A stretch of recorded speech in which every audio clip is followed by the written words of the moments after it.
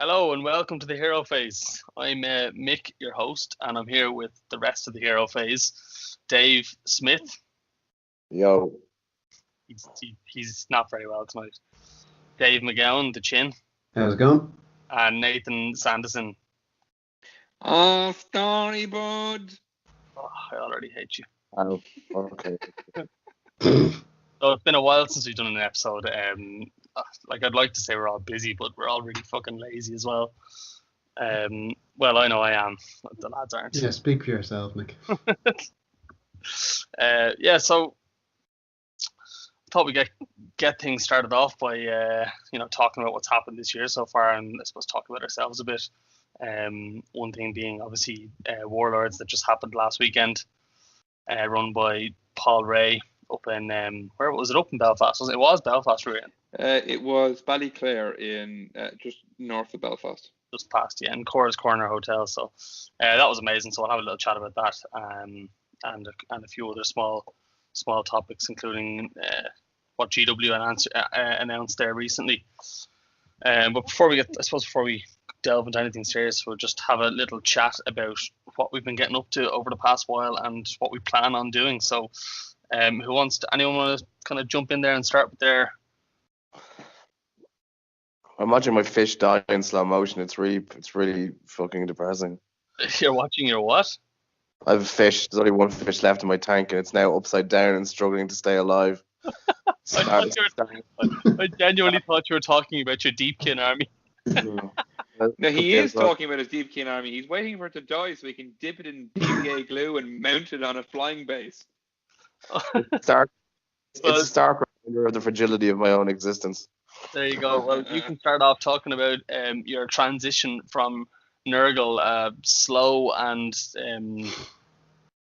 army, to Deepkin, probably currently one of the most mobile armies on the game. So you've had a few games with it, and you've done what's your general feedback, thoughts? I've played 3 games with them. I sort of set on my list pretty early on when I was building them. I do what I normally do when I start an army, is I buy every one of them and decide what my army's composition is going to be after I have everything. So what I'm playing is there's a battalion called Royal Council, which is an Akkadian king, a soul scryer, and a tie caster. And basically, it grants an extra command ability that means you can add 3 inches to the movement of the Marty units with Idness units within 3 inches that start within 12 inches, wholly within 12 inches of those 3 models if they start within 3 inches of each other. And you can do it multiple times on multiple units. And I start the game, so my build is those 3 units, a unit of 12 eels, a unit of 6 eels, a unit of 6 eels, and a unit of thralls. I'm 100 points under 2,000 points. And I threw in cogs just for, shits and giggles. So, because, I need more movement. So the eels move 14 inches as standard, but I'm moving something like 25 inches straight off the bat, just catapulting eels straight up the board. Or I can deep strike them if I want with the soul scryer. It just gives me a bit of extra mobility. But I've played 3 games with them. I played 1 game against a death army. It was like Nagash skeleton army, and I won that pretty handily. And then I played a game against Pestilence army, which was a lot tighter, because it's hordes. Rabbit fever, clan or plague monks. They're not your friends. Yeah, they really aren't. But there's a lot of playing and there's a lot of thinking. Those I'm playing. So the eels I'm using are the Morshar guard, not the Ishran guard. So it's the all-out attack lads, and sort of knowing when to hold on to your sort of electronic discharge ability or whatever is really key as well. I played a 3rd game against the same skeleton army. Except this one the guy used Arcan in the game before it, but he used Arcan in this game, and he decided he was going to move Arcan in this game, is what he didn't do in the last game. And I'd never really come up against Arcan before, so I didn't realize how piss easy he was to kill. So I basically committed my entire army to kill one fucking character, and I could have done I could have done it with a single unit of 6 eels. I didn't realize how piss easy he was to kill. So Yeah, basically, I had all of my eels stranded in the middle of the table, just being surrounded by like pipe hitting skeletons. It was fucking atrocious. Well, Won't make that. here's the thing about Arkan. Like right now, he's really good because shooting's not like shooting is out of the meta at the moment. It's you don't see a lot of so Arkan just kind of has free reign. But like, I don't think people would take Arkan if every like second army had a decent amount of shooting in it. So that is Arkan's big thing. He does just fall over. He's not very defensive. Particularly when you've seen him in with allied forces as well, because then he's losing his death save on top of things. Yeah. I played Arcan as well at the weekend of Wars, which we'll talk about. But my sort of experience playing against Arcan last week really stood to me at the weekend playing him this week. So it's like, oh, it's just Arcan, don't worry about it. Yeah, just kill him. Just throw like 10 plague bears on him. Yeah. So yeah, no, but I'm really enjoying it. It's like, so I played Blood Angels in 40k. Playing Iden, it's like playing Blood Angels.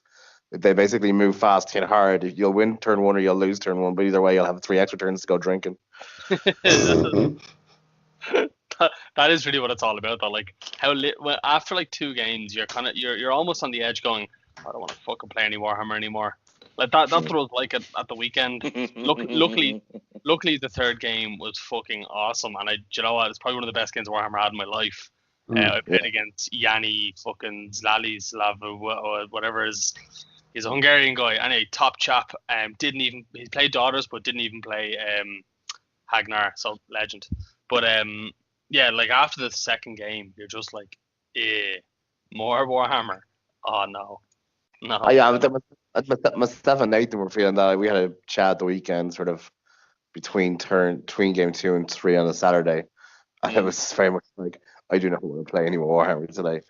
But going back to Ignite or whatever. I started painting them. Well, I started about a week and a half ago painting them, but I really seriously started painting them the last 2 days. I set up on a colour scheme really quickly, which was good. And I took some inspiration from some computer game character design that I'm quite fond of. So yeah, they're coming along quite nice, and not having 700 different units to do something with, like it's very sort of condensed army, and I'm enjoying it. So see how long that lasts. Might just buy a Skaven army, quite honestly. And the book. Oh, I don't know how anyone could just pick up Skaven and go, I'm going to do these now with the 7,000 models you're going to need. But I was talking to my brother about it, and he's already got a Skaven army. He's just like, I'm basically 6 months worth of work ahead of everyone with this thing. Yeah, well, he's got like 240 rats. Like Kieran's touching 200 of them now. I think 200 Blade ones. He's got so many rats. Every time I see him, he's bought more rats, but he has a really fast way of doing them. So, like, that's his mentality. His mentality seems to be, okay, I can't beat Nagash. How do I beat Nagash? Get more rats. Okay, I can't beat Deepkin. How do I beat Deepkin? Get me even more rats. Just whatever way his mental process seems to be working is, the solution to life and the equation for everything is just more rats. Rats. More rats. The crazy thing with that is, go on. The crazy thing with it is, people don't notice. My brother, he's got a phobia of rats in real life. He's terrified. It's just the craziest thing. He's like Bruce Wayne. It's like, why rats? They scare me. It's time my enemies call my fear, sort of thing. So he became Rat Man. Essentially. Oh, amazing. So, what's it like going from like a really slow, shitty army like that isn't really offensive, that kind of just wears people down, to something that blows up in your face? Here's the thing about Nurgle. Nurgle can be quite fast if you set it up. If you set them up to be fast, they could be quite fast. I've been running a great unclean one without the bell, so I'm not getting that extra movement. I don't think I've ever rolled a 1 like when I needed to get the fucking first stage on the wheel. I've never passed a psych or a spell test to cast a spell to change the wheel. So like you could technically have a very fast Nurgle army if you hit all the right buttons. But as it stands, I've never been able to do that. So the first couple of games I played with Ignite, like basically being on the other side of the table or nearly off the table turn one, the ability to go wherever you want is brilliant. I think I like that. Yeah, I found like just if you get to go first, it's a huge boon because it's like okay, all the objectives. I know I'm going to get onto all of the objectives if I want to get onto all of the objectives, which is quite nice. But and even that I also one eel at the end of the game, you've got let's say you have one eel left alive from a unit. That eel is dangerous because he's got a 20-inch potential move, and like if he's if he's within 26 inches of an objective, your opponent has to consider that. He's like, I can't leave that objective without worrying about that eel jumping on it. So it is. You're right. The movement is incredible. Like in a game where objectives are so important, I just think movement is absolutely key. But he's in that last turn, especially if you're in turn 4. And if you're in turn 4 and you've only got one eel left, you're probably in bad shape. But if you're in turn 4 and you've only got one eel left, you've got a 14-inch move, and if you pull out of combat, you can still charge because the tides of fate start on 1, go to 4, and start all over again. That's another sort of boon for me, in that I don't have to worry about the randomness of what my army is going to do. I start on 1, go on 4, and then it recycles. So I know exactly where I need to be and what I need to do in every phase, and that was a huge help. Like I honestly, when I started playing Ignite, the first 2 games I played, I had no idea how it was going to go. I was playing 2 guys who know their armies really well, and I was like, how am I going to do this? And I've been warned before that it's not for the faint of heart. You have to be really I don't know. Do you have to be really good at anything to play it? It's super elite. Are you sure you want to do it or whatever? And I'm like, oh well, now I want to do it even more. Yeah. But actually, I think it just suits the way I think. I don't really have to think that much about fighting. It's just like crash them in, fight, go on to the next thing. Yeah, I do have to think a little bit about positioning. I do have to think about. You have to think about anything. When you're playing any game, you have to think about where you're going to go, what your next objective is, how am I going to stop somebody getting onto this objective. But at least when you're putting 12 eels into a unit, you know that unit's probably going to be dead when you're done. Yeah, basically. It struggles a bit against. Like, you wouldn't be charging 9 eels into a unit as 30 skeletons, because actually you'll get the shit kicked out of you.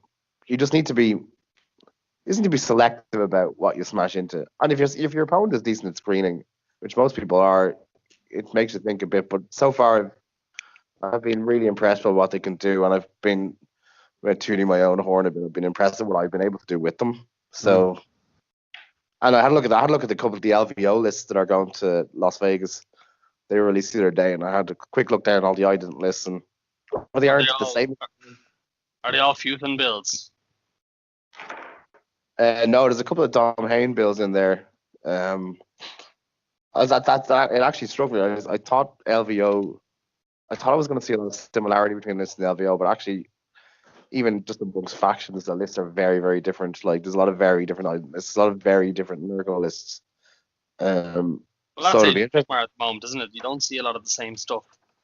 I don't think we saw. Can you think of anything we saw this? Well, Bart Nagash on every team had Nagash plus Reapers, and then whatever else, because nothing else. Really there was only 4 Nagashes at the tournament. No, but I mean, Bar Nagash being a similar build pretty much across the board. Nagash plus 20 to 30 Reapers.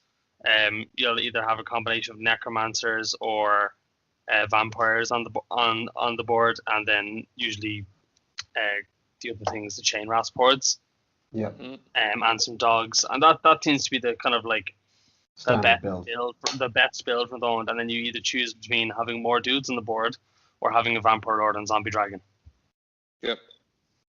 Although I think you're the only one to do the Vampire Lord and Zombie Dragon at the weekend, didn't you? With Nagash, yeah. Yeah. So, I think looking at the list that are going to LVO, it's just like somebody texted me today and said the big difference between Sigmar and 40k is that every faction has a good list in it. There's a good list in every faction somewhere. In 40k, if you're taking Tau to a tournament, you're probably going to get fisted. Not anymore. Or Grey Knight. Nah, even still. No, I'll say Grey Knights. I'll say Grey Knights because it's less controversial. Yeah, definitely. But every army in Sigmar right now has a list in it somewhere, and it's more a case of finding it and knowing it well. and knowing what it can do and what it can't do. And I think it's like you really see that in the list. And I think I saw a bit of the list at the weekend. Like there was really good, different sort of. I don't know. It doesn't seem to be that meta at the weekend. It seemed to be people playing what they knew and what they there was enjoyed. nothing repetitive, but there is no repetitive. Like it's weird. There's only a couple of armies out there that have kind of repetitive builds, and I think they're only legions of Nagash and Daughters of Cain. Stormcast had obviously the Gabriel Sherhard list, but even people like there was only one of them out of all the Stormcast lists, as far as I can remember. Like there was Darren Watson's Stormcast, which was probably I'll talk about that later, but that was probably my favorite Stormcast list I ever saw. But like you don't see a lot of the Sure Charge anymore. I think people are just kind of like, nah, I'm gonna be sound and not take him. Yeah. But yeah, so like you're right. There's very little repetition within the community at the moment, and that is good to see. And I think it's also a point of growth from the community. If you're looking back to say in the days of Warhammer Fantasy, you would see there's 12 different armies. Yeah, there was 15 different 15 different armies, and that meant there were 15 lists, and that was it. You didn't see variation there. Well, whereas now, because Beastmen and Doom Kings just didn't get taken. Yeah, well, but compared to now, where we actually do have a bit of variety, like granted, you'll see the same kind of lists for things like Daughters with Hagnar and Legions of Nagash with Nagash and Chain Rasps, but you'll see alternatives of that doing quite well. If you look at David Kane's list, the big Monster Mash, which he's really sort of made his own, and he knows the insides and outs of that list and does really well with it. Absolutely. But even at the weekend, now I said about Daughters there, but even at the weekend, I remember we played Chris Nellis. Yeah. And Nathan played Chris Nellis, and he had Temple Nest, which was all snakes. All snakes. Very cool army. You had Chris Cave Senior, who had a mixture of witch elves and snakes. Yeah, Yanni, who was taking the different build as well from the Essex team. Yeah, exactly. I can't remember the name of the temple, but it was one that Draichi Ganeth, whatever it's called. But it surprised me because I ended up getting mind razored when I thought I was higher leadership. And I was like, I don't care if you mind razors because I'm higher leadership. Turns out he wasn't. Turns out he was leadership 11. So that kind of took me by surprise, which is good again because I was expecting Hagnar. I was expecting kind of like just combat buffs and stuff like that, and he took me by surprise with a different list. Yep. Yeah. So like that's a good point. Like there is a lot of a variation in Age of Sigmar at the moment, which is probably my favorite thing about a game is to see variation. Mm-hmm. So I hope that keeps up. Absolutely. I think on the whole, it's only going to be healthy for the scene if it maintains that nice variety that you're seeing. Now, obviously, I'm not involved in 40k at the moment. I can't speak to whether you're seeing a lot of variety or whether everything's kind of. I was a little bit involved in 40k recently. So yeah, all right. So that was segue on Deepkin and variations on lists. Dave, Nathan, anyone want to throw a stab at what you're doing next, or what you're doing at the moment, or what you have been doing? Yeah. So I've just finished painting my Nighthaunt army a couple of weeks ago. Everything painted now. Everything. Every Nighthaunt thing I own, while all the ones I'm intending on ever painting are painted. I still have the Skaven Ghost from the starter set, which I'm not painting, and I have 4 Miramor Manchis, which they can go away. No. So that's all I'm painting from the Nighthaunt. And I finally took some photos of them, put them up on Twitter there earlier on, broke out the camera and tried to Instagram these photos without Instagram, but that effect. So they're done. And now I'm moving on to finishing off some open projects. I got around to gluing some broken Morghasts yesterday. Still have to paint some blades on those. And I am currently sculpting my seated Nagash. I'm actually doing it right now. Seated Nagash. I spent, I don't know, a week drilling out individual spinal column pieces for Nagash's back claw from 2 of them and pinning all of them onto the pieces of paperclip. I thought I was going to lose my mind. Like, I don't know how you do that sort of stuff. I don't know how you have the patience to do that. Like, I think I would get through one spinal column or one piece of spine, and I would just be done. I'd be like, fuck this shit. Oh, I'm so done. Anyway, but that's light at the end of the tunnel now here. He's on his chair. It's just sculpting the bit around his legs, really, and then his head will go together and glue it all together and whatnot. Paint him. Then I'm going to go rebasing my Fire Slayers army in hopeful, tentative, maybe possible future Fire Slayer army book release. So And you then could say you were there finally, before they were cool. yeah, exactly. I was playing before they were cool. When they were kind of cool before in the last edition, and then they got shot on from a great height. And then finally, I'm going to go to some Iron Jaws, which I have everything here waiting for me for my red-skinned, ridiculous, off-the-wall Scorpion conversions. But well, that's a battle for another day. Yeah, I want to see them, and I actually have some cogs for you. So remind me to give them to you next time I see you. Grand, more cogs. Yeah, well, they were from John Stangle, I think. So he actually gave them to me to give to you. So he gave me cogs already himself. Well, then here's more. What are you complaining for? There you go. If in doubt, more cogs. And yeah, so that your Iron Jaws army was your New Year, New Army thing, wasn't it? With the one we were making? It was, yeah. Yeah, and I think Dave's New Year, New Army was originally Beasts of Chaos, but then he saw Fish People and popped a boner. Pretty much. And then that leaves the Magnificent Chin, Lord Farquaad's illegitimate stepson. Illegitimate son, not stepson, son. There's a direct line of descendants there. It's in the genes. I mean, you only have to look at the chin to see it. It is. So, for anyone who doesn't know Chin, he's the one that designs all our swag. And honestly, if he wasn't, it's just the best thing ever. Our t-shirts were amazing at the weekend. Mine having a Twitter poll on the back of it. Which you then covered up by wearing a dressing gown for the entire weekend. Yeah, but like my dressing it was majestic. Until you were told to take it off by the people in the hotel. Yeah, they're lucky I wasn't naked underneath because I definitely would have taken it off then. I've done that. I've been naked in hotel lobbies before. I don't think any of us or any of our listeners would be surprised at that. I was just going to say.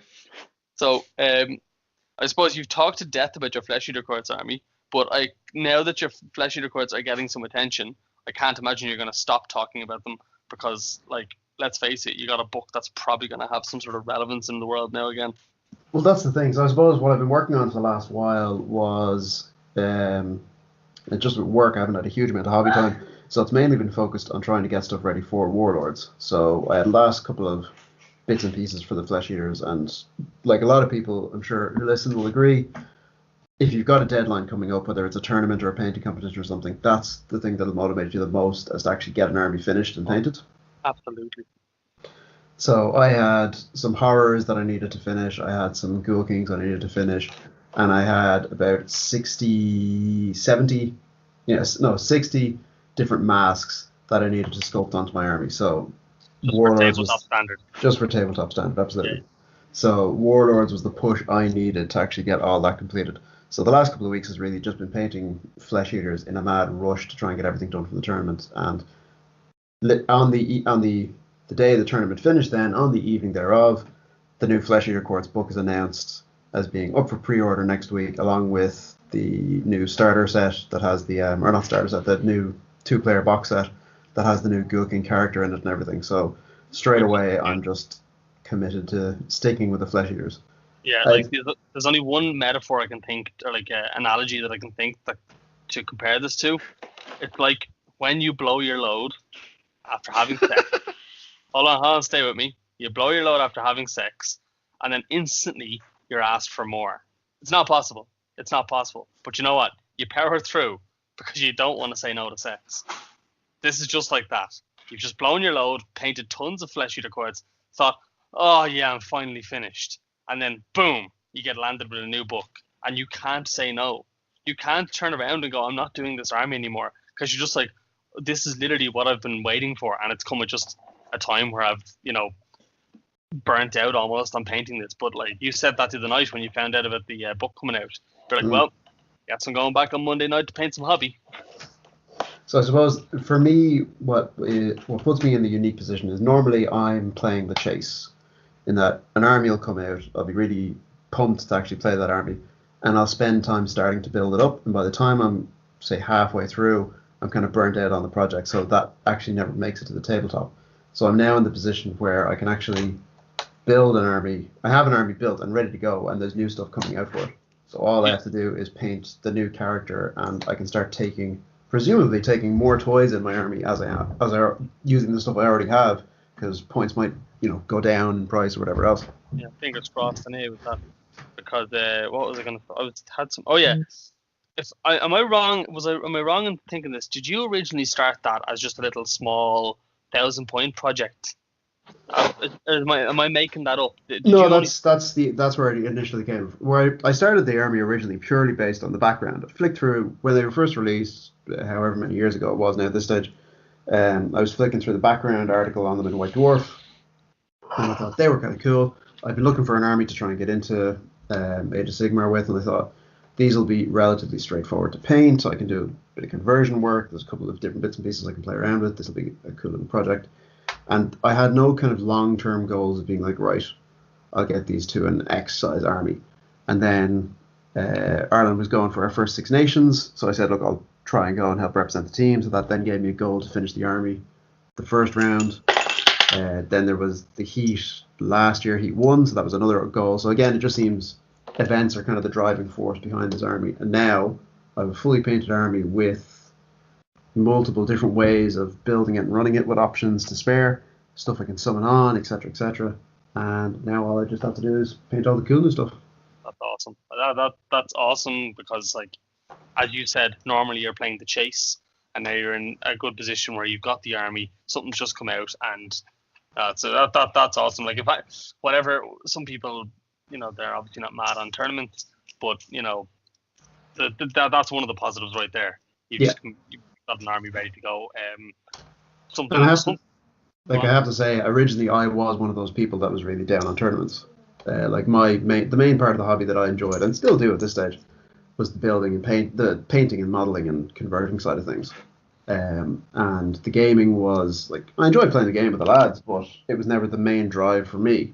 But now with the tournaments actively giving you something to work towards and having a tangible goal, it just really helps to, I don't know, solidify what you're doing as being like, right, I've actually achieved something, and you can kind of tick off different sort of goals or milestones as you go along, I feel like. Yeah, well, that's good. And you were originally going to do Legions of Nagash as your New Year, New Army, weren't you? Originally, yeah. Now, I'll probably still tip in and out of it, because I have an Nagash built up that I wouldn't mind painting. Like, I had ideas of doing sort of runic star charts on his robes and weird kind of scroll work and iconography. So I'll probably tip in and out of that. But my main focus going forward is going to be sticking with the Flesh Eaters, and now that we've completed Warlords and we're kind of looking forward to the rest of the year, a lot of my time is going to be towards my Golden Demon prep. So with the view to entering in May, I think it's May 11th or 12th this year. Yeah, Mick was telling me that earlier, actually. Other Mick. Nightly Mick. Nightly Mick. I have him just saved in my phone as Nightly Mick. I can't remember a second. Yeah, I spelled his name wrong when I entered him in my phone as Mock O'Connor, and it's been like that ever since. So every time I go search for his name, I always like, why can't I find him? He's right here. His name's Mock. That's why. Yes, that's the week before Bobo, actually. That's all your attention's probably going to go to that. Exactly. Outside of anything else. Yeah, that's why this year I won't be going to Bobo, but next year potentially, like it looks like an absolutely fantastic event, and I'd love to go and take the Flesh Eaters. So who knows, future events. Yeah, I suppose that just leaves me. Yeah, Mick, have you thought about asking Twitter what army you should do next, or what's the story with it? Well, I figured if I ask them, right, and if I'm disappointed with the answer, then I've got my answer. So if they vote, if I say, oh, what should I do, Ghostbusters or something else, and they vote for Ghostbusters and I'm disappointed, it means they didn't want to do the Ghostbusters in the first place. So yeah, but then you'll you'll disappoint your following, and you'll stop being a social media influencer, and you won't get to go to Fire 2. I'll just be basically a letdown, is what you're saying. Yeah. Will be. You are let down. What are you talking about? Yeah, continue being a letdown, I think. Exactly. You have to stop being a disappointment to me. Yeah, I'm in a hobby. What you call it? Like, what's the best way? I'm like in a hobby ADHD at the moment. I've got my New Year, New Army, my Deepkin army sitting behind me, but I've built, I'd say, a full battle force and all of the extra bits I bought, and I still have a full battle force unbuilt. So that's sitting there. I'm gonna kind of wait till I move house before I kind of dig into painting that. I was painting Stormcast vigorously for the tournament, and I still have my Gutbusters there. There's nothing to paint for them though. So I don't really know. I'm in kind of like hobby limbo at the moment. I might do some more. I might paint some more Stormcast. I might start in the Deepkin if the house thing doesn't move along quicker. I don't know. I don't fucking know. It's all I know is I am going to be playing Gutbusters for the next few tournaments. Because I did shit the weekend because I didn't bring them. Vigorously painting my Stormcast sounds like a euphemism. What are you doing tonight, Dave? I'm vigorously painting my Stormcast all over the place. All over the place. I'm gonna vigorously paint my Stormcast into her eye. That is it. Well, actually, speaking of bringing Gutbusters to upcoming tournaments, that's probably a nice segue for the next tournament we have on our calendar, which is going to be Hero Phase 7. Yeah. Unfortunately, the only capacity I'll be bringing in August to that will be as a last minute buy buster. I'm TOing that one. So this is our last tournament of our ranking season. Mm-hmm. So in about 26 days or 24 days, we're going to find out who Team Ireland are.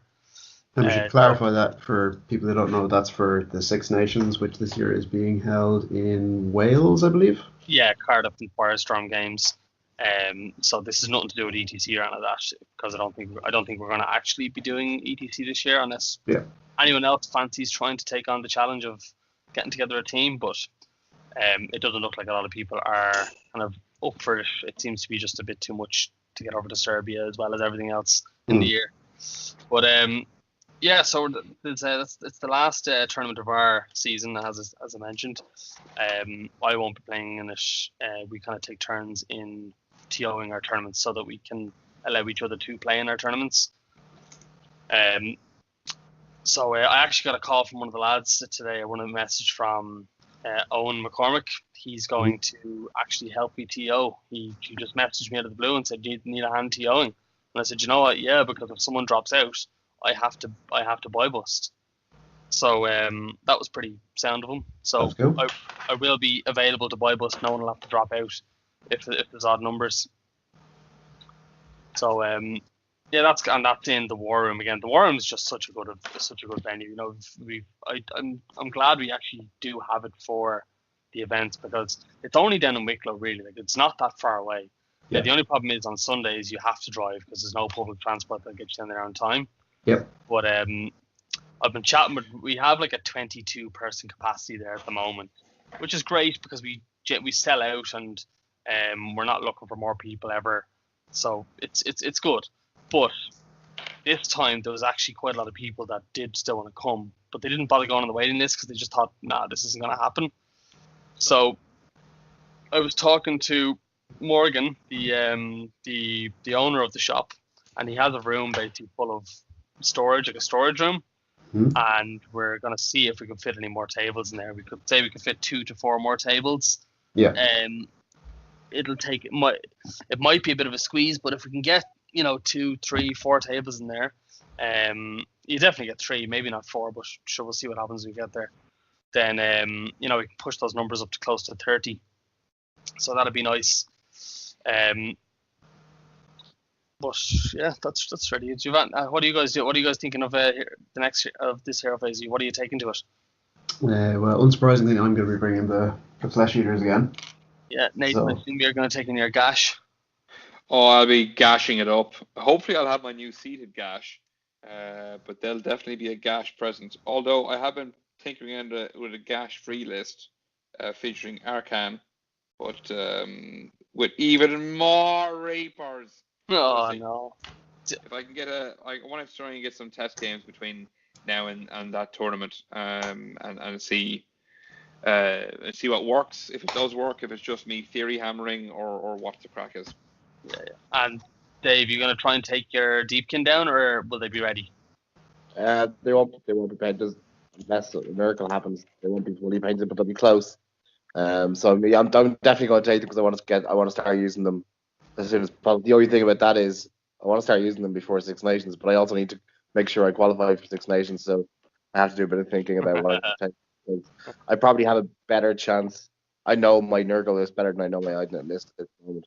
So I'm going to either get a few games in. I'll probably rope you in for a few games just to try and work out what I'm supposed to do.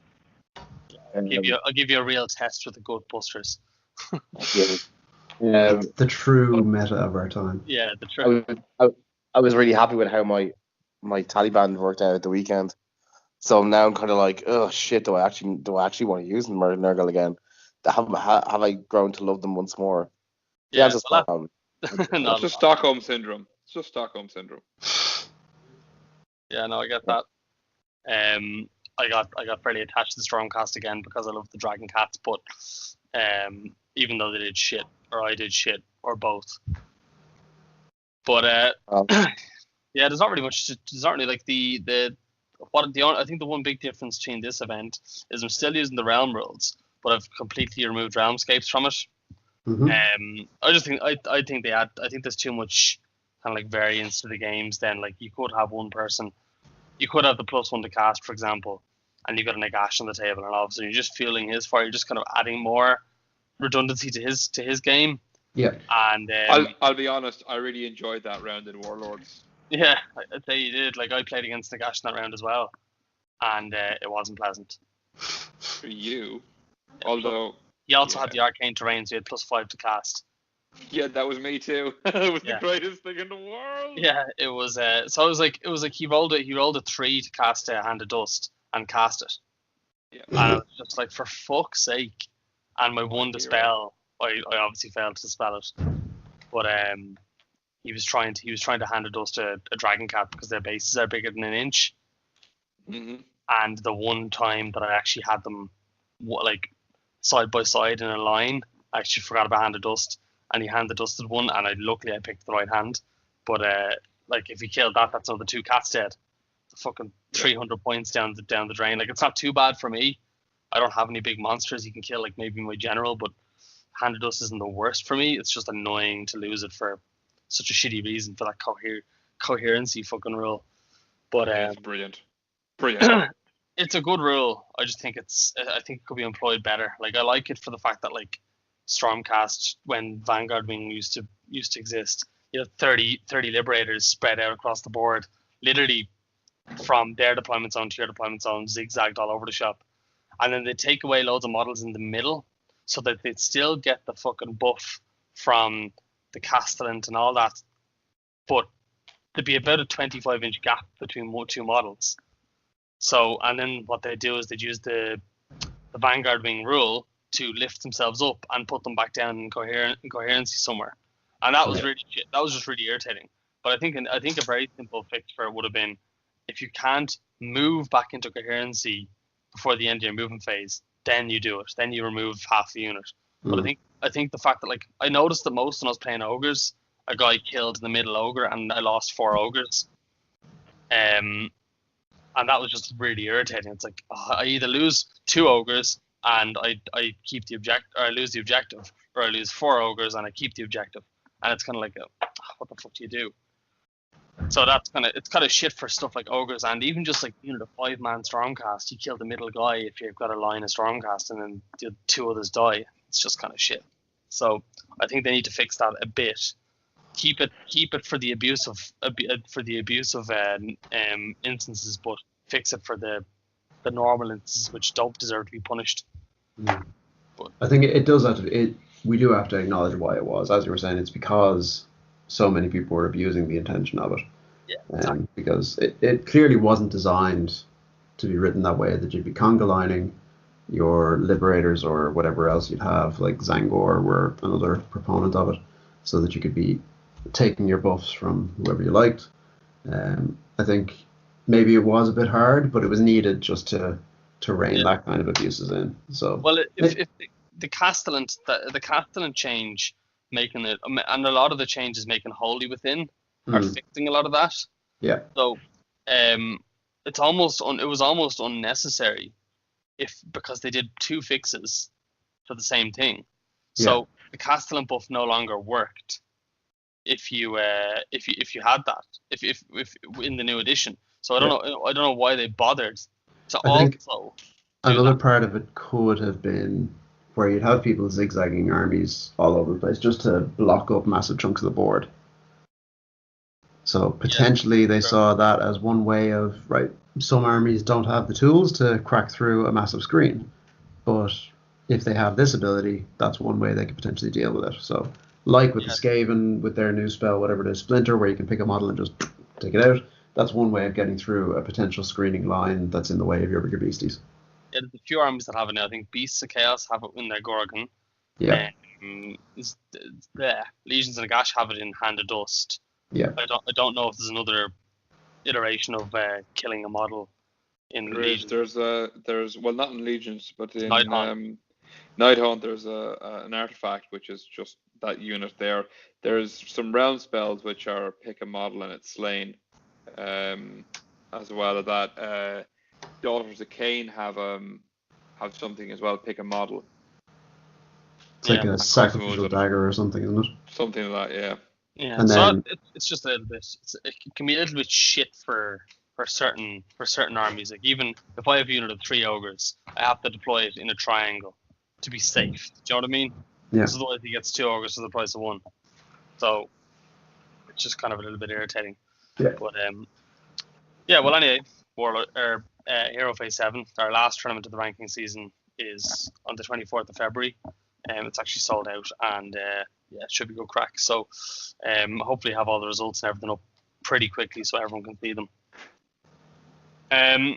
So I suppose the next then, we might as well dive into the big fish.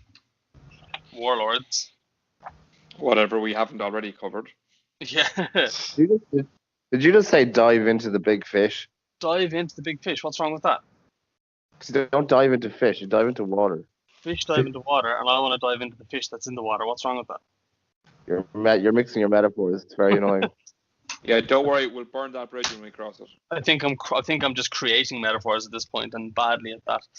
So okay, let's spoil all the cooks with the same broth. Let's do this. So we went with as a team to this Warlords with Delusions of Grandeur that we do well. I took Gut Busters. Oh no, I didn't. I took Stormcast. Oh no. Dave took Nurgle. Whoops, my finger slipped. I took Stormcast instead of Gut Busters. Oh no. It's okay because Twitter told me to, didn't they? Yeah. Silence. Tumbleweeds. 0 views on your Twitter post. I know. When I remember I was on listening to fucking The Honest Wargamer, and it got out that I was doing Stormcast, and I never saw Rob respond to a chat message so quickly, and it was just in capitals, fucking traitor. Yeah, so Nathan took you took your Grand Host and a Gash with a Vampire Lord and Zombie Dragon. Dave Smith took his Taliban. Chin Dave took his Flesh Eater Quartz with Trip Beasties. Trip Beasties, Monster Mash. The Royal Family Battalion, actually, which I thought was really cool, because I looked over this board and he had fucking Abhorrent Ghoul Kings just all over the place. It did help that his Abhorrent Ghoul Kings are fucking baller. So, and I took a Stormcast list with Evocators and Dracolines. Thundercats are a go! Yeah, I love them. They're really cool. They just didn't seem to work very well. They kind of just they jump into something, but they still only have a 4-up save, and they end up getting melted. But I had a bit of crack with them in some games. they almost killed Nagash on turn 1 of one of my games, which was pretty cool. But then he bounced back and went from 2 wounds back up to 11 wounds. So that kind of sucked. That was what was that one? Taken Hold was it was the 4 points. It was like Blood and Glory, I think it was called, and I basically lost that when he fucking tagged every single grave site and just extended his line by about 15 more Grimghasts on a turn. Oh, it was heartbreaking. Just anti-crack. Yeah, so When that happens. Yeah, in fairness, I didn't help myself because I think I left the board quite open as well, and it just let him do what it basically let him do what he wanted, and he was able to bring back. I honestly think he brought, what was it? I killed 41 Grimghasts all game. He had 30, and on the board at the end of the game he had 27. So after killing 41 Grimghasts, there was 3 dead. Now, I did kill Nagash in the game, but it didn't really do much. So, and that was my game 1 anyway. But I went a miserable 2-3, which was less than ideal. But how about yourselves? So my game 1 was, I have to think back now. So who did we play in the first round? We played Despicable Minions. That was Shane Ford.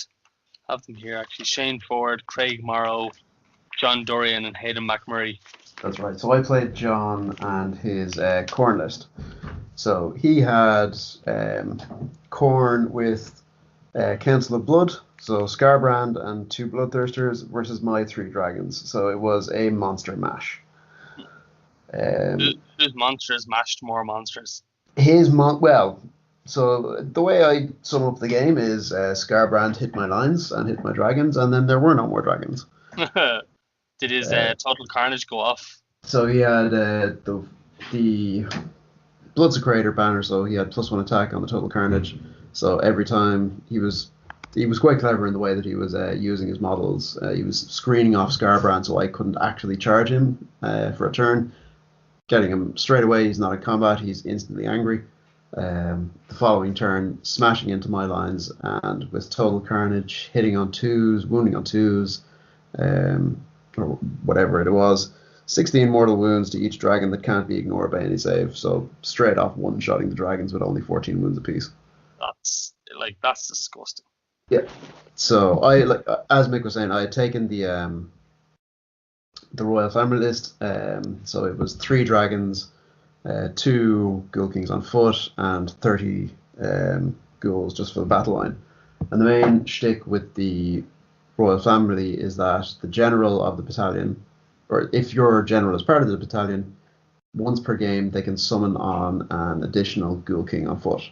With the command trait I had given her, she was able to summon on 2 instead of the 1. And then they were in turn able to summon on 10 ghouls apiece. So potentially the list, by the end of the game, if I had enough command points, was able to summon on an additional 4 10-man units of ghouls, 3 3-man units of horrors or flayers, and a courtier of my choice. Nice. So the summoning was I found over the course of the weekend that the summoning was extremely helpful in terms of securing objectives and reliably giving me bodies on the table. But in that scenario, it was in fairness, it was close towards the end, but John was just able to grind out my monsters, and I had no answer to Scarbrand. So he managed a major win in that one. It was Border War as well. But I did manage to achieve my secondary in that one, which was to kill 3 of his battle line units.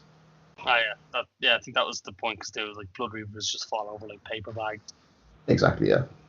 And so that was my game 1. Who played against Shane Ford Zinch? I did. And how did you find it? It was probably the 10th game I had of the tournament. I got a minor victory out of it. It was really close. It really did come down to the last turn. Shane, we played the 4 objectives, and you only win. You only get a major victory if you control all 4. It didn't look like at any stage Shane might have got a major victory out of it, but he had to make a series of sort of successful 9-inch charges, and he failed most of them, to be honest, which kind of left it open to one of us is going to get a minor victory, which I did in the end, purely thanks to being able to bring back 3 plague bearers every turn. Like, he just didn't seem to be able to kill enough. And my plague drones just sort of buzzed around the board, just kicking the shit out of everything. So it was probably the hardest fought game that I had all tournament, and it was really good. It was almost like a chess match more than anything. Yeah, I was delighted. I was delighted to kick off with a win. It was good. Yeah, well, that was good. And then Nathan, you played obviously Craig Morrow. I did indeed on his triple great and clean one list, and that was a great game. In fact, to be honest, all of my games were absolutely cracking games. So this was a good one to start off with for me. So it was a major win for me. I got my secondary, which was to kill his general. So Did that you was cash good. him? It was. I did, but it wasn't a hand of dust. I got bored and I just put Nagash up into his face and said hello instead. Oh, fair enough. Yeah, no, it was good. It was the first. It was the first time playing with either the dogs, because I had always run 3 10-man units of chain ghasts, and it was the first time playing with the zombie dragon. So both of those really outed themselves quite well. Zombie dragon took care of a whole unit of 30 plague bearers in one turn, and then on the charge, and most of the putrid blight kings in the one go, right? Then basically what ended up happening was that combat ended up drawing in his Rotigus and one of his great unclean ones, his general actually. That opened up a hole, and I just ran the dogs right up into the middle to capture his middle objective, and that was what got me the victory. Oh man, yeah, the dogs. nice. The speed of the dogs is good. I did notice when you put me on. I was like, geez, that's actually a good shout, because sometimes you'd be sitting there like 6 inches. It's just not enough move even with your run. And how fast the dogs? A 12-inch move, 10-inch move? 10, and I ran the full 6.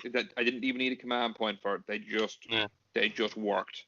Yeah, it's good. The extra movement is just so good. I know it sounds obvious, but it's just, it's worth taking the movement over the unrendable bodies, or I don't know, are dogs summonable?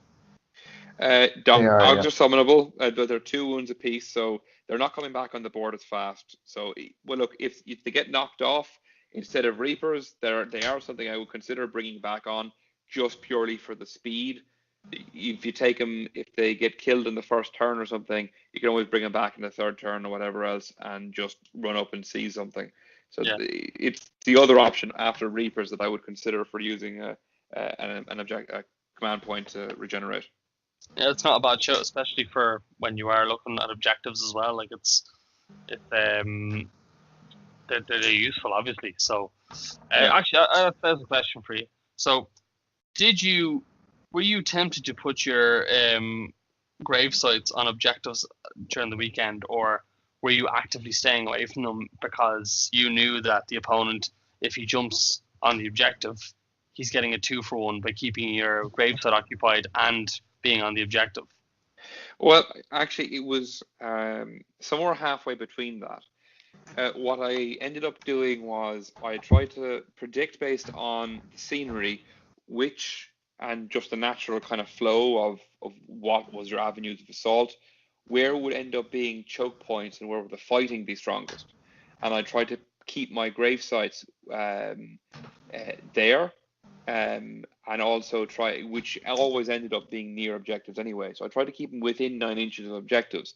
The intent being not on an objective, but near an objective, so that I'll go into the choke point, I'll die, but as I'm coming back, I'll start coming back and I'll start creeping towards the objective by putting the bodies in that side of it. Which gives me 2 things. 1, more bodies near the objectives, and 2, ultimately, because it's you're putting bodies in around their other unit, then you're actually getting more guys into combat straight away. Yeah, fair enough. So, I'm not going to go through every game. it's not really much point goes for every game. But suppose the probably most important thing is, the top three people, the top three lists really there. Who were the winners? The Bangor Bum Boys, wasn't it? It wasn't. Yes. And then second place was Team Shia LaBeouf.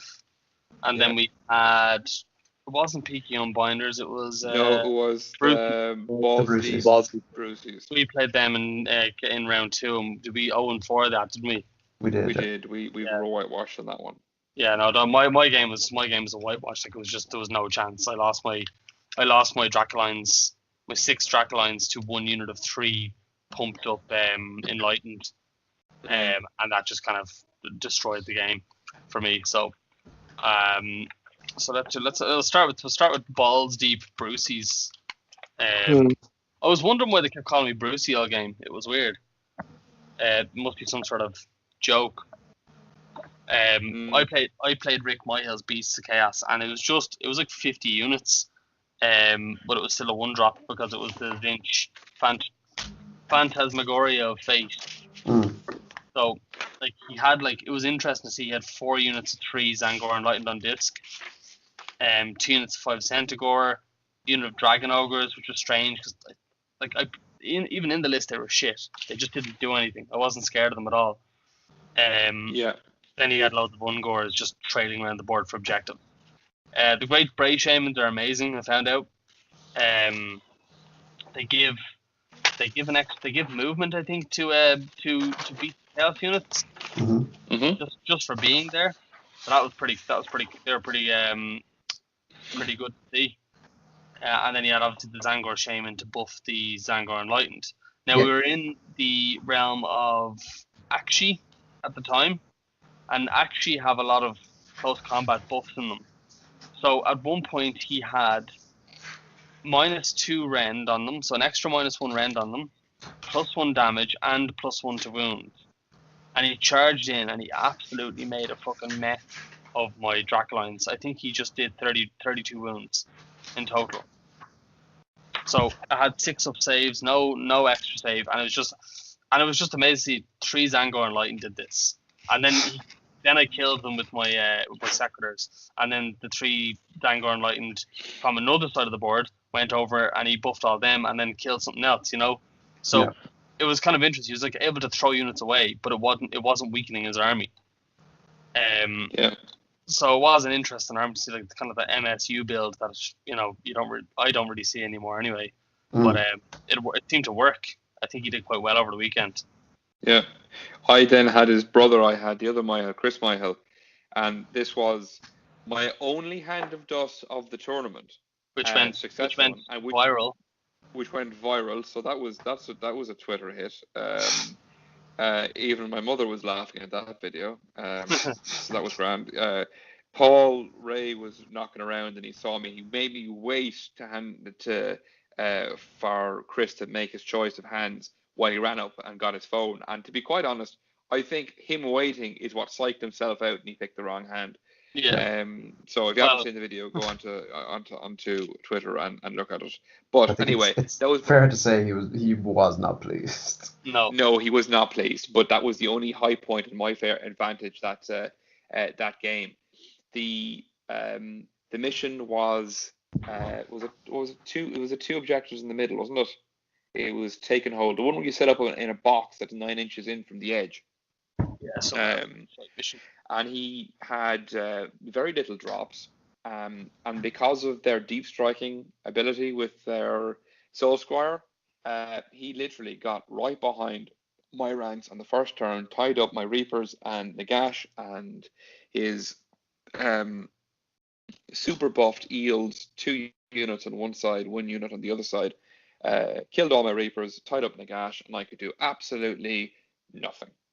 Yeah, Joel, I saw the Eels. I turned around and you were giving him the finger for hand dusting his Eidolon, and then I turned back around half an hour later and he had Eels all over your face, and I was just like, what happened? Like, the Deepkin seem to really hold their own even after they lose, a quarter of their army. 100%.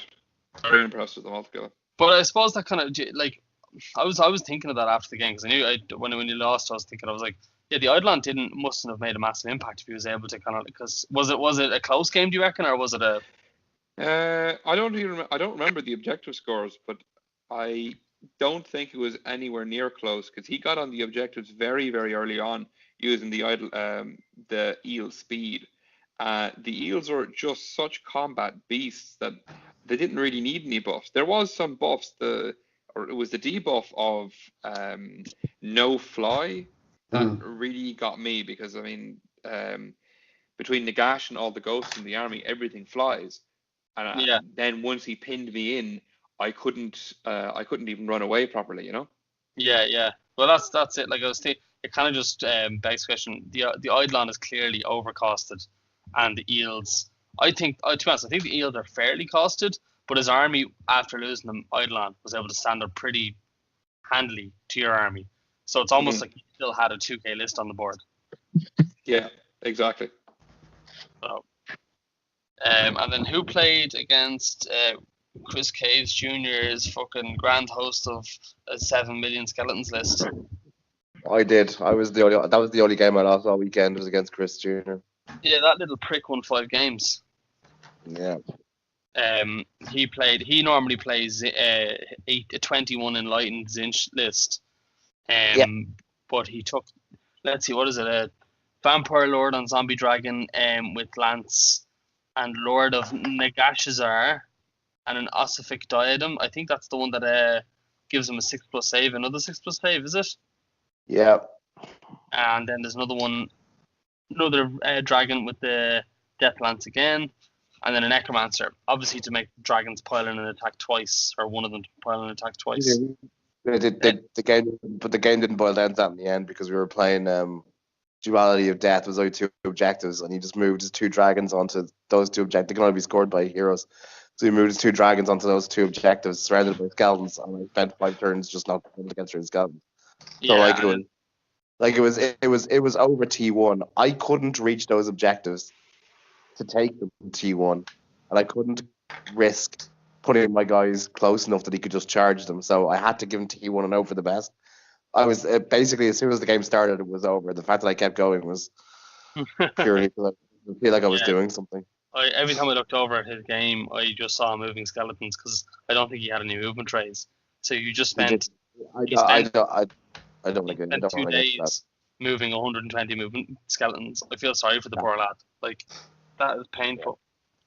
Yeah, man. I mean, if you're gonna play 3 massive or 2 massive blobs or 3 massive blobs of skeletons, 3 movement trays.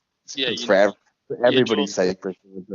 That's the kind of game that'll give you PTSD. Just trying to move all those skeletons. I remember I had 120. I was playing 120 skeletons back in AOS 1 before I met an EV, and let me tell you, those were long games. Yeah, I can imagine. It almost begs the question: is it worth the TO having some movement trays on hand for 25mm models and 32mm models, because they're the most common horde size, obviously. Because in that case, there might have been a lot of time saved if you was like, here, use these, and you don't really have it, like, because it is kind of, you probably should if I'm turning up with, like, imagine if you turned up to the tournament with your Skaven and you brought no movement trays, like, you'd spend an hour of the game just moving, and you'd probably only get 2 turns of the game. Well, we only need to ask Kieran what that feels like. Well, yeah, exactly. So, like, it's just and then there's also transporting them as well. Like, from game to game, you have to literally place them down one by one rather than fitting them into movement trays and then putting them in 5 at a time. But just put a chess clock in. It's something to think about. You get an hour and a half to turn. There you go. Yeah. But it's something to think about, though. Like, it really is. If you have access to spare movement trays, would it be worth having a TO to have some at every tournament in case people don't have movement trays and making them use them? Because time is an issue in the games. Like, I find it very hard to get games finished, and I don't have horde armies. Like, I've got my Noblars in my Gutbuster Groth and my Gutbuster army, but they don't really move that much. I deploy them, and then they kind of just saunter around screening objectives and being unbreakable, and that's it. But something to think about, anyway. So, and then the last one obviously was Dave against Colin Ruddle's Sylvanet. Yeah. So I suppose it had been a while since I played Sylvanet, so I had forgotten some of the tricks they had in their army. Now, Colin's list was a one-drop list, so he was getting his first turn. And I think my intent, we were playing Total Conquest, and originally my intention was smash off his characters and then go and deal with the objectives and score off the points, because I felt confident that my monsters could deal with that. But he screened off his characters quite well, and with all the wildwoods down, he was able to sort of maintain board control quite well as well. So my zombie dragons and terrorgeist got tied up with units of dryads, and the moment a zombie dragon or a terrorgeist is at -1 to hit, its effectiveness goes right out the window. Now, I was able to offset that a little bit with some of the realm spells and with getting rerolls to hit and rerolls to wound in some places, but it was a bit of a grind, and Colin just had the bag of tricks that he needed to exactly play me down. So he played it really well. He controlled the objectives. It was close towards the end, but then he was just able to teleport his hunters around the sides, went into the back of the zombie dragon, took that out, rolled into the terrorgeist, knocked him out, and it was more or less game over from that point onwards.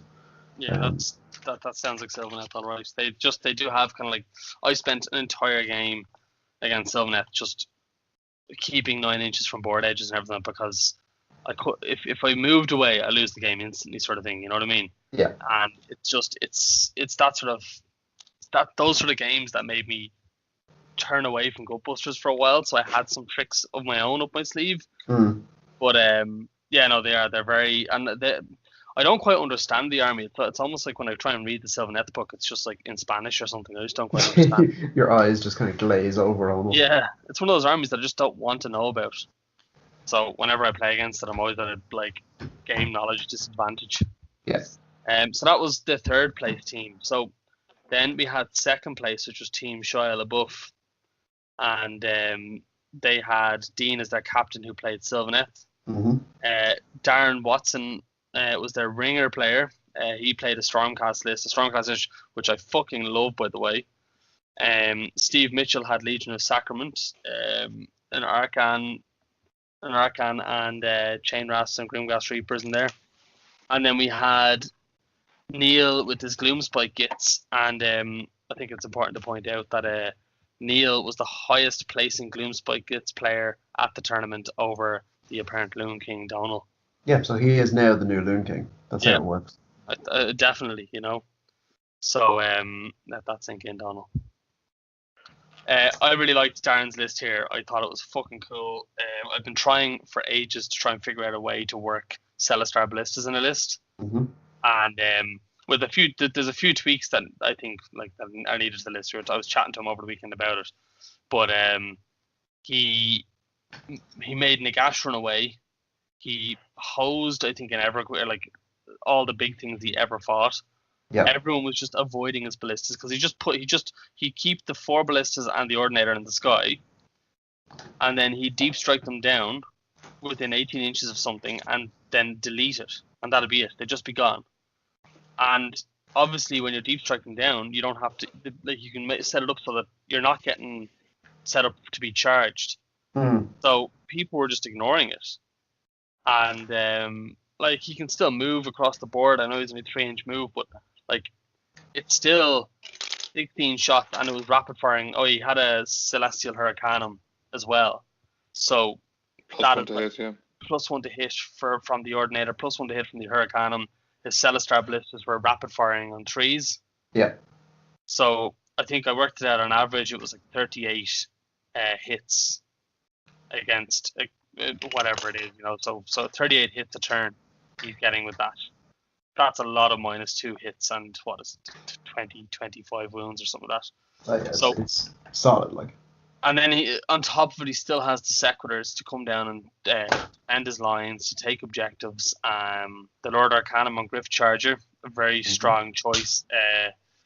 He has the Mount Trait Windrunner, so that he can, instead of moving normally, he can move a 76 inches somewhere. And Staunch Defender to give, obviously, the Sequitors the +1 to their save. Yeah.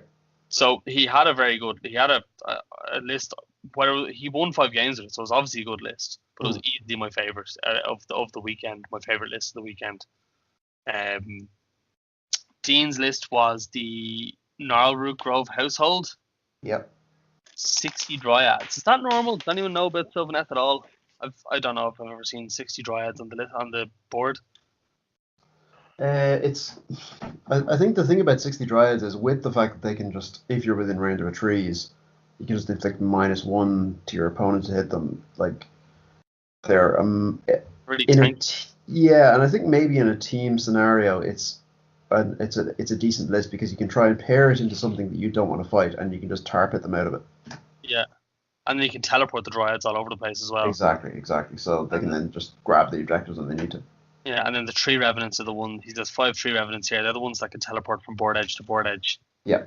So and then he also had Tree Lord Ancient, Lariel the Everqueen, Branch Wraith, and a Branch Witch. So that was that. I think he must have done well at that list over the weekend. I'd be interested to see how it plays. Again, Sylvaneth is one of those. I've got a mental block against them. I just don't understand them at all. So what's next? You have Steve Mitchell's list: Ark on the Black, Vlazd, Vampire Lord and Zombie Dragon.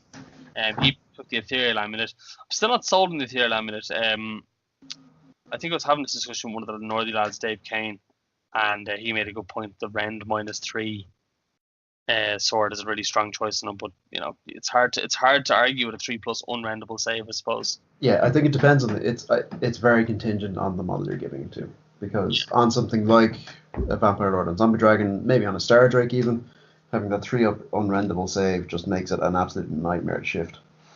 Yeah. Particularly if you're playing Especially when early, it's- like, go on. So I was going to say, particularly when it's you can already rely on the dragon in combat without any combat buffs. Yeah. The buff to keeping it there and keeping it in combat is often enough for a lot of people. Yeah, I suppose it's a different tactic.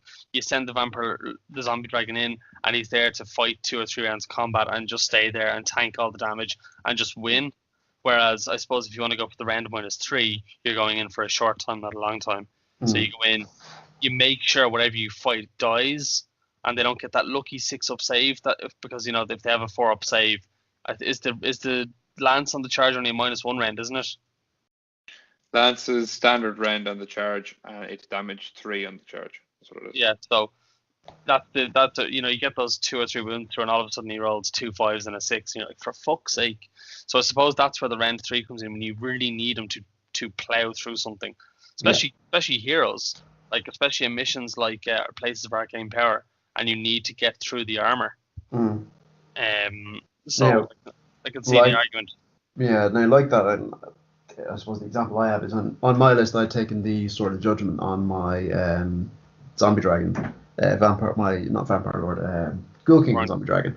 Yeah. Now the Flesh Eater Court Zombie Dragon, you can't get it up to a 3+ save, so straight away some of the items that you might traditionally give it are out the window. Yeah, so it's no point really. I essentially used the Zombie Dragon as sort of a throwaway unit in the game, so that I could just plonk it into the biggest, baddest thing in their army and just hope for a decent roll on the Sword of Judgment. And I have to apologize to James in our game, because the sword did go off, triggering a grand total of 10 mortal wounds in a single round on the Star Drake and taking it out after wearing him down previously. Ooh. So that's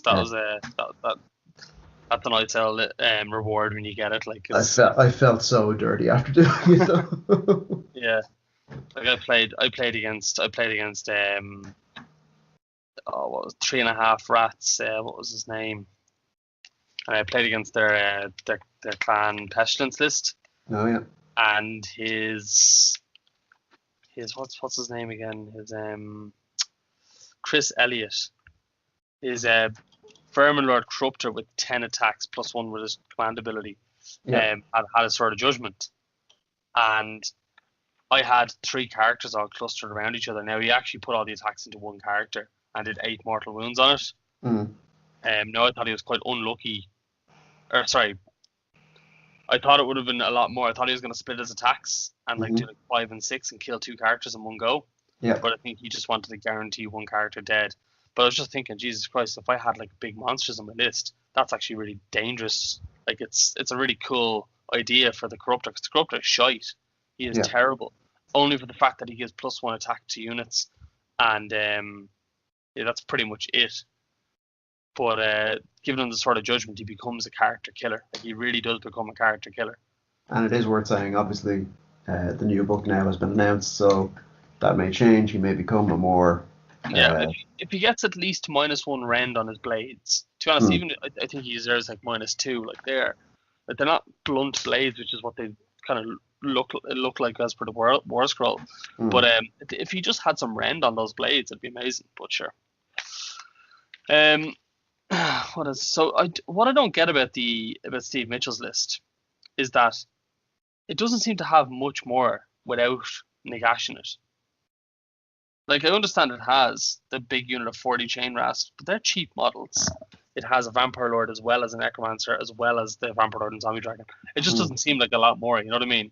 So, I've played against Steve with that list before, and this would have been at our previous Hero Face tournament, where we were using some of the realm spells, and I think he may have been banking on using some of those realm spells again. The example I'd give is the one he got off was Inferno Blades, one of the rounds, which gave +1 damage to all the attacks from his guys. So all of a sudden you've got models that are kicking out 2 attacks at 2 damage apiece.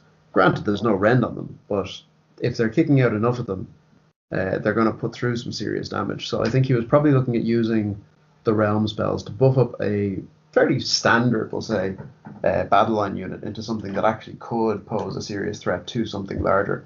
And like that would catch an opponent off guard, because you look at that on paper and think, all right, 40 chain rasps isn't too bad, I can probably deal with that.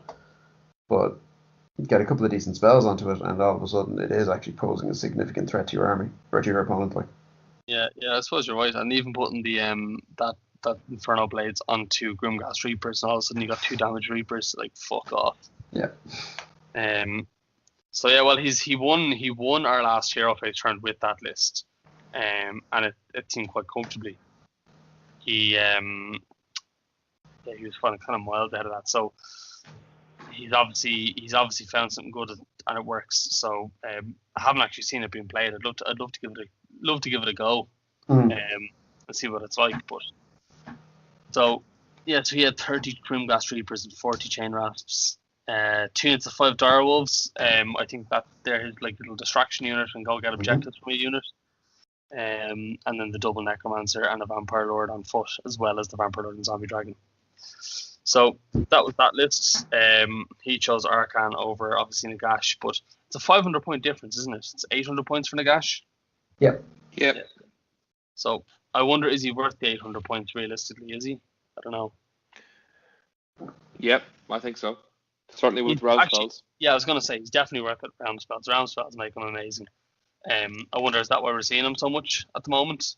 Maybe. Yeah. Probably is. Yeah. He is. Yeah, it's pretty awesome. Yeah. All right. Last one is Neil Montgomery's Gloomspite Gits. So he has a Fungoid Shaman, which is our old Malign Portent's character, a Loon Boss, or should I say a Donal, and then a Loon Boss on Mangler Squig, a Madcap Shaman, and Scragrot the Loon King, or should I say Neil Montgomery the Loon King. There you go. And then he took 60 stabbers, 20 stabbers, 20 stabbers, 10 bounders, 6 sneaky snufflers, and 5 sport battle fanatics, and 5 loon smash fanatics, and a Mork's Mighty Mushroom, the nuke mushroom. I have no idea how that army plays. I know that stabbers come back in half-size units when they die. And I know Boy and Grot Bounders do loads of mortal wounds when they charge, but I have no idea how the army plays. He must have done quite well, considering they were second place. So, actually, one particular character in that list, the Loon Boss and Mangler Squid, they're insanely good. Yeah. Has anyone seen it being played? Has anyone kind of like played against one yet? I was hovering around the table as it was going into some of his opponent's lists, and geez, the damage that thing can kick out is actually terrifying. Yeah, so it seems like it does seem like it's kind of like the auto include for a lot of the lists. And if you're not making Scragrot the Loon King, you make that the Loon. If you're not making Scragrot the General, you make that the General and take an all Squig list. Yeah. Although I think it's too hard to look away from stabbers, big units of stabbers, especially with nets and the buffs they get when they're bigger unit sized. So, and I have a feeling the Loom Boss he put in there, just the 70.1, I have a feeling that was like, I've got 70 points left over. Let's put in a Loom Boss. It seems that kind of like, if you have a few points left over, lash him in, because he's not really doing anything other than, because there's nothing really else that you could add. You probably put another 6 sneaky snufflers in, but probably not worth it. The Loon King giving you, what is it, command points every turn, like potential D3 command points every turn. I'd love to know how many command points that man spent all weekend. Yeah, I think like just having that constant almost reassurance that if you need a command point, chances are you will have it. So whether it's just to keep your guys in the fight with the rerolling battle shock, and maybe that's another reason to keep the extra Loon Boss, is just so you can have another character floating around nearby, just so all of your units are covered. So if you need someone to burn that command point to keep them in place, you've got that character to pop that command ability. Yeah, I'd say if I had to make a bet, I'd say he had 40 command points all weekend. At least. I'd say 40 is probably being even a bit generous. I'd say he probably had closer to 50. Jesus. If he played all 5 rounds. Yeah. I'd love to have seen a few of his games to see if he fucking fanatic slingshot across the board at all. I'd love to see the Hand of Gork shenanigans with five Loon Smasher fanatics. I'd say it was fairly disgusting when he was hitting the lines. Although he's been a bit sound, I think I would have taken bigger units of Loon Smasher fanatics and ignored the sport. I don't know what the purpose of the sports bat is. I think they block line of sight. So I wonder if he was doing that to screen off his characters, maybe. But sure, who knows? Well, I suppose that's okay. So, and then the mushroom is kind of cool. Does anyone know what the mushroom does? So this is the Nuka mushroom, is it? Yeah, the one that when you cast it, it just does mortal wounds every turn. So, am I wrong in saying it's like the Stormcast Comet? It's kind of like it, but it does this. It does consistent mortal wounds every turn, as in like the same as when you cast it. Right. So I think it's like on a 5+ or something. Every model in range takes a mortal wound on a 5+. Right. Cool. But yeah, no, I think it's something like that. But it's meant to be quite. You throw it in the middle of a. I think it's got an 8-inch range. Everything with an 8 just takes mortal wounds on like a roll or something. It's really good. So it's a really good way of clearing an objective or dispersing a castled up army. So yeah. So that was Team Shia LaBeouf and their list. So then we're on to the winners. So we can kind of glance over Dave Robinson's list. Gabriel Charge and 40 Sequitors. Sound lad that guy is. I'm trying to chase that meta. I'm just trying to see if there's any kind of different stuff here. He took the Lord Arcanum on foot, clearly, because he was obviously trying to save points. Yeah, because you need a command point going into that match. You need to be, when you deep strike down, if you're not deep striking with at least 2 command points, you're not reliably getting your charge off. So yeah. Then he took 40 Sequitors. Yeah, man, good man. And then 10 Evocators. I still don't rate the Evocators. I think they're only good because that list exists. If that list didn't exist, Evocators on foot would not be used. A 9-inch charge with maybe a reroll just isn't enough, and then they're left out in the open and get charged and wrecked. They've only got a 4+ save, no shields, no nothing. They just die. So it'd be interesting to see if they get rid of Charge's command ability or change it from stacking. If Evocators still make the cut. Yeah. One thing I found was that the Dracoline Evocators were actually brilliant for that reason. You know, if they were on the other side of the board, they could move 18 inches and still charge, as opposed to moving 5 inches and not being able to charge. Right. So, well, it was the Heralder that made them charge, so I suppose it could still make the other ones charge to do it. But it was an 18-inch move, which was big. So I don't know. I don't think without Gabrielle, I don't see Evocators making the cut. Yeah. Well, if that change is in the pipeline, we're probably not going to see it until the next Stormcast book. So probably next week. 100. I'm just looking at it here. It's points. 100 points for Gabriel. Like, come on. And then we had Mike Bruff or Mike Brock. Do you know what? One of them I made up, and the other one is his actual name. I can no longer remember which one's which. So we'll go with Mike Brock. I prefer Mike Brock. Maybe that's the one I made up since I like it better. We have rechristened you now. It is now official. It's on the internet. So he took the Gave Spawn. Gave Spawn seems like the goes one you you pick. take. Yeah. You have your command. I think the command ability that gives you an extra attack. Mm-hmm. You got your Dragon Ogre Shaggoth. Great Bray Shaman. I think that gives you the extra move. And Zangor Shaman for his Skyfires and Enlightened. Interesting to see he took Skyfires. You don't see a lot of them anymore.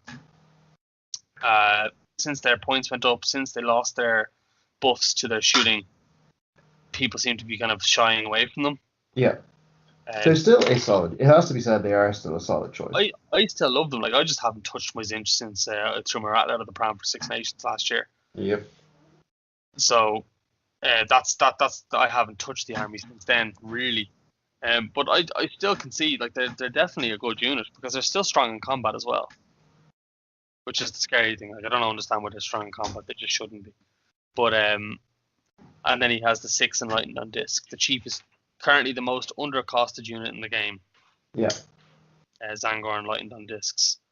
I think we were talking earlier about what they should do with them. That disc should be up to about 180 at least, and Zangor Enlightened on foot should be down to 60, 70 or 80 points or something like that, because they're just so badly costed at the moment.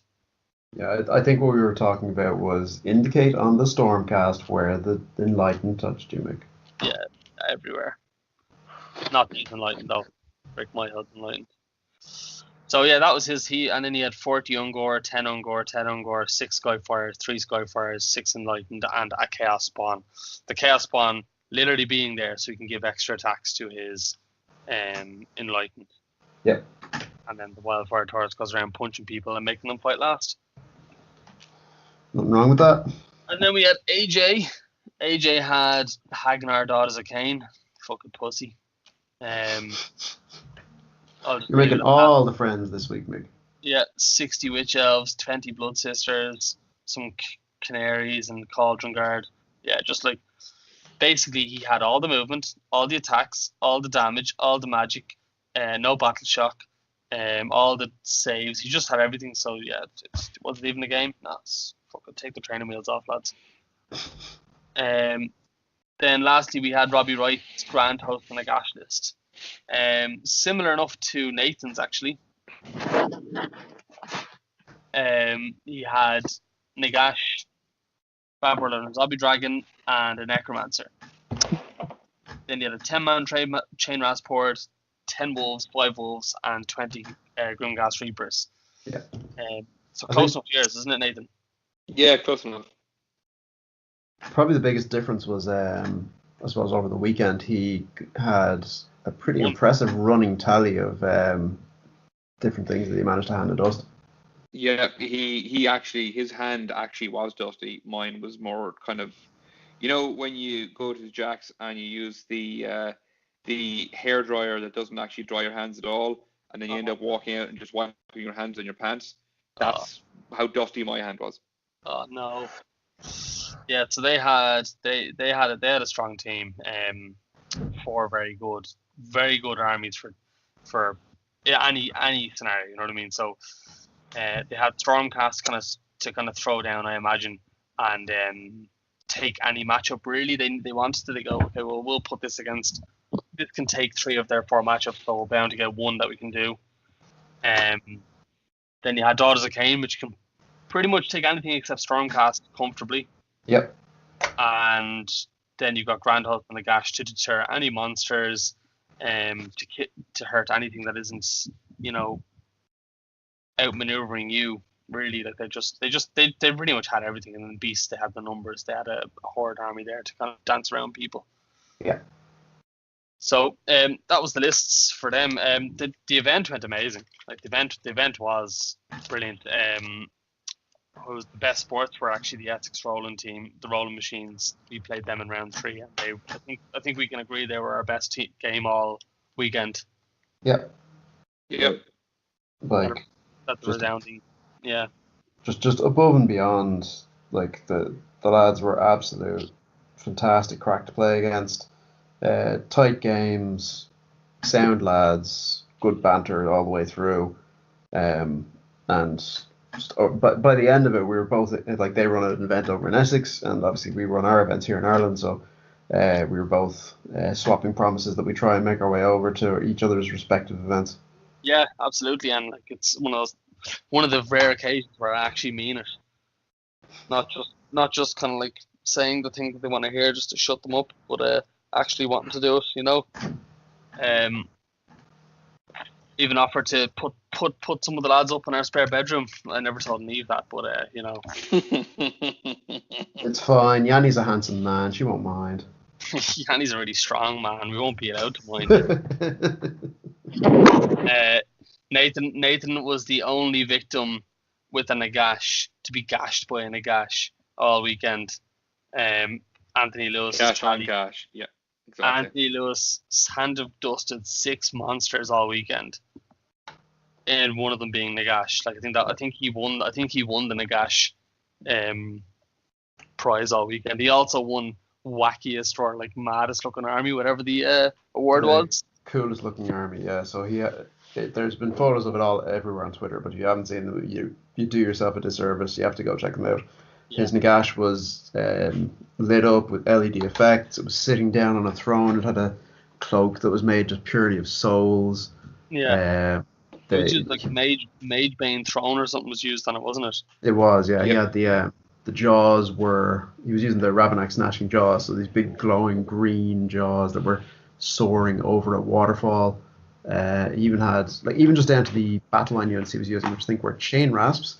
He'd even done some small conversions on those, and just the paint job was immaculate on the whole piece. So yeah, all of his chain rasps were attached to the heads of some old elves, so they were all spirits busting out of their skulls. Yeah. Oh, amazing. Yeah, and then he had his Vampire Lord just made out of half an Eidolon model, and it looked amazing. Yeah. It's just amazing when someone actually, like, a Vampire Lord model will cost you what, 20 to 30 quid. But he just said, I don't care. I want my Vampire Lord with this. I'm going to spend up about 80 quid on a model, and it's going to look awesome. But I don't care because that's what I want to do. It's great. Yep. I love that kind of mentality when you just, that's what the hobby means to you, rather than what's the cheapest I can get the army for, just to have the army on the table. So that was kind of cool. Yeah, no, they had it. They were a savage team to play against. And the most important part of the weekend, we beat the fucking villain phase. Oh yeah! Fucking snatching victory from the jaws of defeat after day one not doing too well. I think we won 4 of our games and lost 8 in total. Yeah. And then we went 8 for 8 in day 2. Yeah, and I suppose the key part of that is, while we went the more traditional route of snatching from the jaws of defeat, they definitely snatched defeat from the jaws of victory. Absolutely. I mean, they were doing so well, and then they choked. They choked on so many dicks. Yes, they did. They choked in round 3, and they went right down. I mean, a shout out to Jay and his ridiculous Archaon on Smaug conversion that cost more than the Forge Order model he was just trying to replace. And actually looks better, in fairness. It looks miles better. They were doing over 6,500 points of damage over the weekend. Yeah, they were doing 7k. Dragon Watch on Twitch. They were doing Dragon Watch on Twitch. It's like, what has Jay's Dragon done now? It's like slaughtering everything. It tabled a Daughters of Cain army on its own, and then it also tabled a Nurgle army on its own. Because like he only had like Blood Reavers and I don't even know whatever the fuck other characters he had, but he had fuck all his army. his whole. It sounded like he yeah. just took enough points to make it legal because he was just taking the dragon and anything else is a bonus. Yeah, Well, and then he yeah, just so- buffed the dragon. That was it. Exactly. The whole list was built around the dragon. So everyone saw straight away when the list went in, obviously, right, this guy's taking the massive corn dragon and very little else. We'll be able to deal with that. We'll be able to do X, Y, and Z to, get around it. But Jay, like, credit where credit's due. Jay's approach was as simple as could be in that he just threw the dragon straight at the enemy and be like, here, deal with this. I'm not going to give you time to think about it. This is in your face, destroying your key pieces and anything else that gets in its way. And I think he went 4-1, I think. 4-1. Yeah, no, he smashed it. He smashed it. He absolutely smashed it.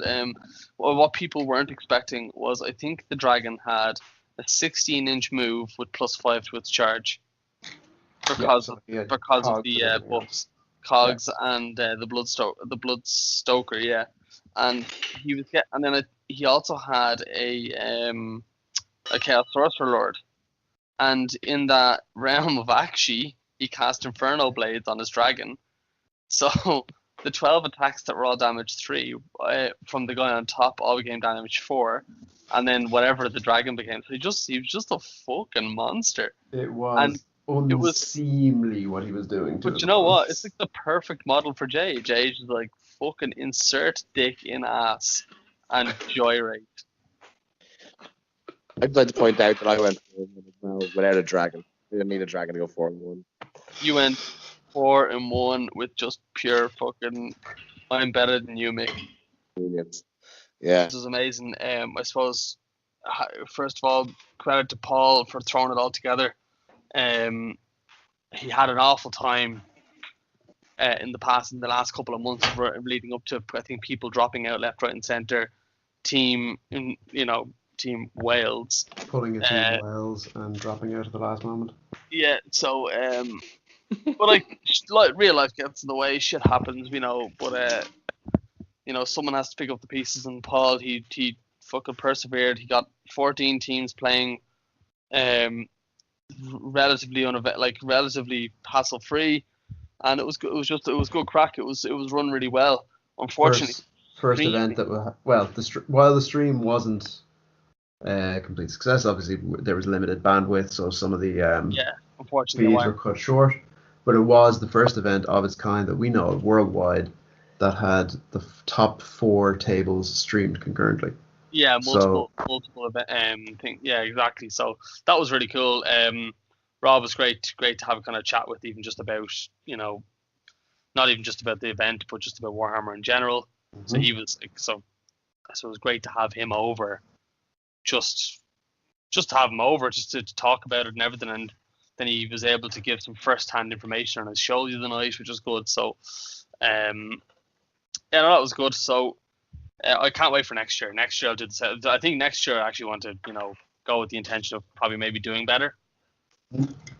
And take my gut busters and just stop acting the bollock. That is the only way forward, Mick. So, I suppose my favorite part of the event was playing the Essex rolling machines. Anyone have any highlights of the event? Yeah, I would agree with Essex rolling machine and having arguably the most unlucky game I have ever had in Sigmar, and it's also one of my favorites. Did you get your Nagash got handed dusted, your Vampire Lord and Xanadu Dragon got handed dusted, and your Grimghast Reapers got gone. Curse of Years. Yeah, that was part of it. Yeah, but they just got annihilated. He spent 4 He had 4 extra command points. He teleported Nagash and Arcan together on the other side, spent the other 2 command points to extend the range of Nagash's spells, and just went to town. Fuck. Yeah. So and you know what? It's a lot to be said for a game you get smashed in and yet still enjoyed. Yeah. Like I lost my game against Yanni as well, and again it was one of those games where it's like it was so tight. It was such a tight game up until the end. It was just such an enjoyable game, So there's a lot to be said for when you lose a game and it being one of the best games that you've played. Yeah, so look, I think credit to Paul for running an awesome event. Like I had 5 cracking games over the weekend, no complaints whatsoever against my opponents. Again, as been said, the Essex lads, fantastic opponents, well deserving of the win of best sporting. And the overall buzz at the venue, like getting to chat to people I haven't met before, people I've seen before at previous events and catching up with them. Just everyone was in absolutely top form for the whole event. Uh, like what more can you say? And everyone's already talking now about going either to the next year's event or going to the Ulster Warlords, or not the Warlords, the Ulster Open, which will be Yeah, the singles event that Bastion Games will be running. which he's I think that's an August event. He hasn't announced the dates yet, but I'm pretty sure it's August. Yeah, so I'm that'll be looking one to forward to watch that. out. Like again, it's another large event on our in our country, so it's just great to have that start over here because Yeah, there's so many events over in the UK, and it's hard to get someone with real life getting in the way and having to try and coordinate a group to go over, and because you don't want to go over on your own all the time. So exactly. Yeah. it is nice to have them on home territory because then you don't have to fly. You can actually just drive up and get the bus up, whatever. Yeah. So No, drive up and get the bus back. Come on. Oh yeah. For anyone. Anyway, but that's in the future. We still have Hero Phase 7 to get through. First of all, Yeah. is there any upcoming or any additional and last minute information we want to say about that? When our list's due or anything like that? No, that'll all be part. Everyone will know that. I'll be posting that on Facebook every 5 minutes up until the tournament. So, I think we pretty much, talked about everything we wanted to talk about. I was going to talk about Flesh Eater Quartz and Skaven, but to be honest, I haven't really read much about them. All I know is there's cool new books coming out, cool new models, and I'm excited to see more of them on the board. Agreed? Yeah, absolutely. I'm completely biased, but yeah, absolutely agree. Yeah, definitely. Well, like I was about 6 months ago, I was on the borderline of buying 6-star collectings for Flesh Eater Quartz. I do really like the look of the models, but I think I'm gonna go towards the Night Hunt side instead. Cool. I think that's my death army. I'll go towards Night Hunt. I'm gonna do the full female army. Very good. Well, that's it for me. Like, you guys can keep talking if you want. I think that's everything we wanted to cover today. So Yeah. Okay. So thanks for listening, guys. If you did listen, and if you didn't, fuck you. Yeah. Bye bye.